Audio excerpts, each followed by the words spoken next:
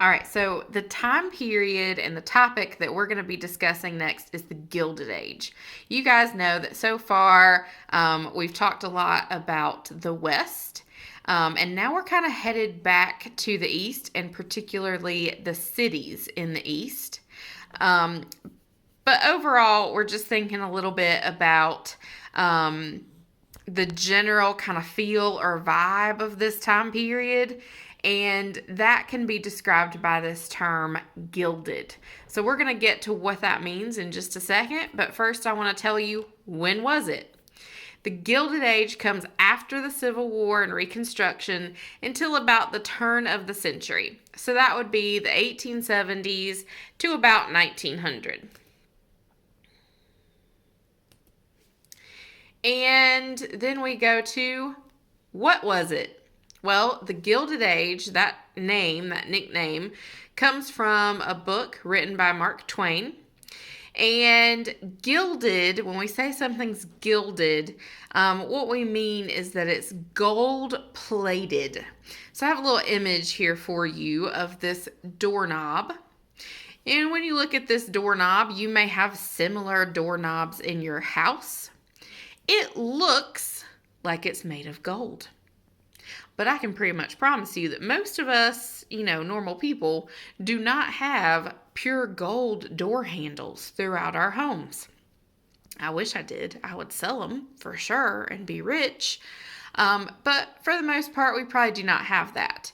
So this door handle is most likely gold plated, which means that it has a thin layer of gold, or in this case, probably something that looks like gold, but it ain't real gold, not all the way through.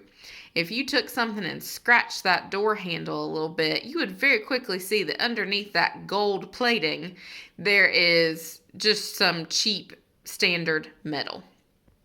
You can do that sometimes with jewelry, like costume jewelry, looks gold or whatever, but if you scratch it and look under the surface, it is not. Well, this time period was similar.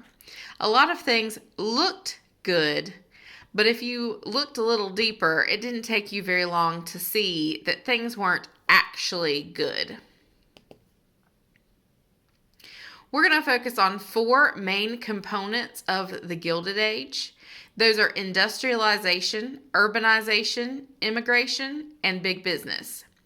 For the exploratory assignment that you're going to do, you're going to want to be able to define each of those components, and you want to think about their characteristics. What was good about them? What was bad about them? How did they impact the United States? And I want to give you a quick little example or two. We have already talked about a couple things that definitely meet this gilded characteristic. It looked good on the outside, but under the surface, it really wasn't. So, for example, the idea of the New South. Remember that thing by Henry Grady that we read where he said, "Oh, the South is new. There's no more slavery. We have a perfect democracy. No more plantations. We have a ton of farms instead.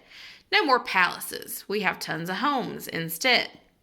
He says all of these things, and you could potentially believe him. After all, slavery was over. That's good. We had new amendments, the 14th and the 15th, that gave additional rights to African Americans. That was good. But, on the other hand, we also had sharecropping, lynching, black codes, the KKK, etc., things that were not good. So on the surface, the idea of the New South seems good, but if you look closely, it is not good. Similarly, westward expansion. We know that there was a ton of cheap land to be had, and that gave additional opportunities and rights to lots of groups of people, like the exodusters and some women. However, we know that land wasn't actually free and available. It belonged to Native Americans. So we see the downside of that Native Americans lose their land, they're forced onto reservations, they're forced to assimilate, and we see the decline of the buffalo population, which also took its toll on Native Americans.